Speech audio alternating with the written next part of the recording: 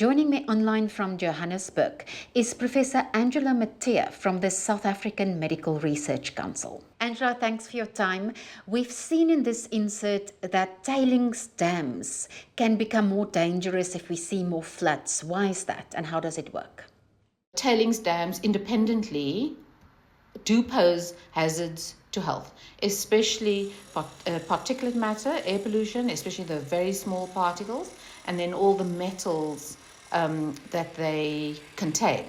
In Snake Park, it's a gold mine dump, and scientists that have measured the contents of those mine dumps have found arsenic, lead, mercury, for example, and those are associated with various cognitive implications and also with specific ones, respiratory, etc. The cognitive implications are the ones that have been studied the most, and lead amongst those three has really had a lot of research published about it. So we know that lead is associated with reductions in IQ scores, with difficulties in learning at school. It damages the kidneys, and because of that, there's a higher risk of high blood pressure and in turn a higher risk of cardiovascular disease. And there's some studies also coming out now over the past decade and a half showing a link between lead exposure and aggression and violent behavior. One of the women in this story mentioned that she's seeing more babies with cerebral palsy. And normally we associate cerebral palsy with a lack of oxygen or not enough oxygen during birth. Is there really a link between that and mine dumps? In July of this year, a study was published. It was a large study undertaken in Canada, and the scientists looked at over 1.5 million mother-baby pairs. And in that group, they found several thousand babies with cerebral palsy, and they could show a link between the mother's exposure to fine particles, air pollution, during pregnancy and cerebral palsy in the baby. The increase was significant but small, and the authors have called for more research. But in my personal opinion, that's a red flag that we should be paying more attention to. Scientists also say as the earth becomes hotter, air pollution becomes worse. What's the explanation behind that?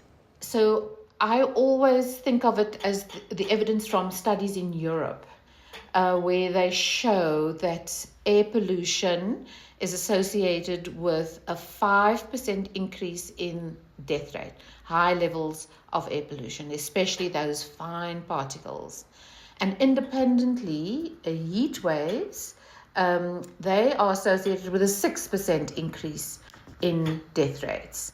You might naturally expect that if the two are combined, so if you are exposed to air pollution during a heat wave, you'd have 11% increase in mortality. But what those studies in Europe show unexpectedly is that instead you have a 21% increase in mortality. So it's just this shocking, unexpected mortality rate that just shows the cumulative impact of those two scenarios on health. How does it work in your body? Why can't your body absorb both the heat and the air pollution? So normally our bodies have a balance between a group of molecules called free radicals. Those molecules serve a purpose in the body. So they, for example, tackle other molecules that are harmful to health. But the body has a compensatory mechanism, antioxidants, that when there are too many free radicals, the antioxidants tackle them and reduce their harmful capacity. And as I said, normally there's a balance between those two. But when you are then exposed to air pollution and to high heat, those contribute to the side of the equation on the free radicals. And they increase them and they overwhelm the body's capacity to produce enough antioxidants to fight those threats.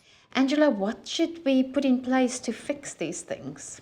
for specific issues like mine dumps, to make sure that the mine owners rehabilitate them, because we see, even visually, you can see how when mine dumps are properly grassed, the air pollution deriving from that mine dump is greatly reduced.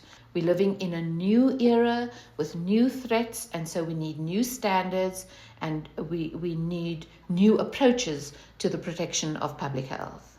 Thanks for your time and insights, Angela. You're most welcome.